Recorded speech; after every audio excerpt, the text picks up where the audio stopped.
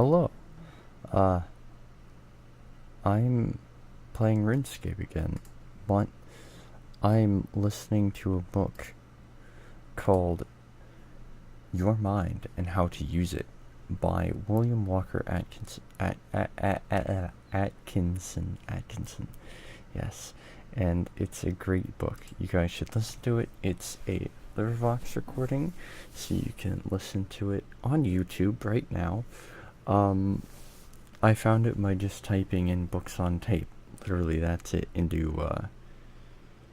YouTube, and it popped up. But you have the title and the name of the guy, so it's amazing. It's so good. I love it. It brings forth a lot of different concepts to think about, and a lot of different ways to build upon yourself and how you think about the world. And it's really cool, and I love it so much. But that being said, I was thinking about this earlier today, and I kind of made a connection with if you're on the YouTube at like 53, well, it'd be start probably at 50 minutes to be able to get the what is it?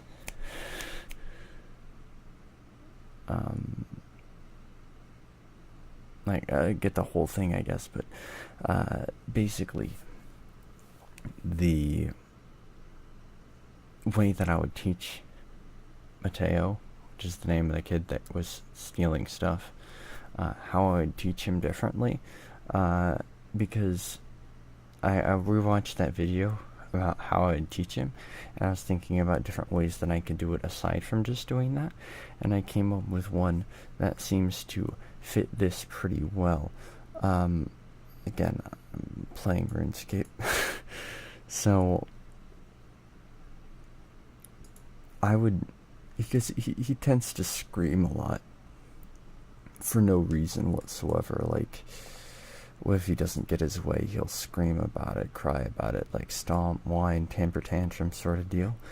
And in the book, it just talked about a part about how kids perceive the world.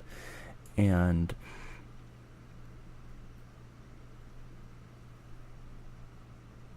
I proposed earlier today a different way to solve that problem. So show him that the screaming and the crying about it isn't going to help his situation. I would have him sit in a chair, because the other day we had him sit down because he was pissing my mom off a lot, and we told him to do stuff, and he wouldn't do it, and he was being a jerk about it and stuff. And so we told him, this is a 10-year-old, by the way. My mom told him, like, okay, we're gonna make you write a paragraph on why you shouldn't do this. Do you think that would be fun? And he said yes. And he said yes because he was trying to be a smart aleck little bitch.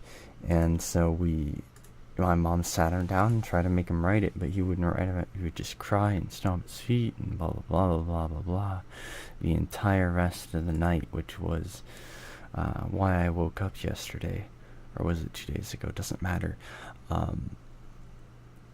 That was like, and until he went to bed, because he just did not want to write this paragraph. And so I would have played it a lot harder than that, because I would want to prove a point. So I think he eventually wrote down like 2 sentences, but that's not a paragraph in my definition, so I would not have accepted that.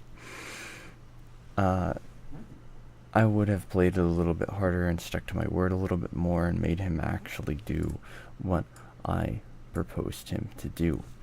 But if he was screaming and yelling and stuff, I would have showed him that it doesn't do anything by setting a Lego out in front of him, like, I don't know, he's sitting at a table in the middle of the room, so I'd stick it on the bookshelf, on the side of the bookshelf or something like that, and say, trying to tell him, you can scream at this Lego all you want. You can't get up and move it, and you can't have anyone else help you, but you can scream at it as much as you want. And if it falls down from you screaming at it, then you can get up and go. Or you can write this. And he'd try. He's dumb enough to try to sit there and scream at a Lego for an hour. I don't care. But the point is to teach him that it's not going to do anything material by you just screaming and stomping your feet. It's not going to help you in the long run.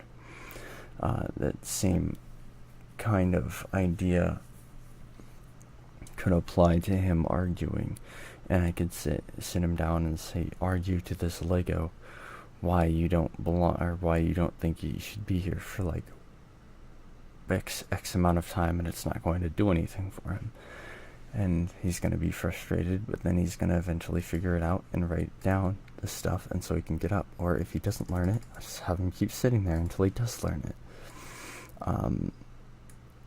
And that kind of correlates with what this book is talking about right now, and it's teaching how kids, the more that a kid understands why things are the way that they are.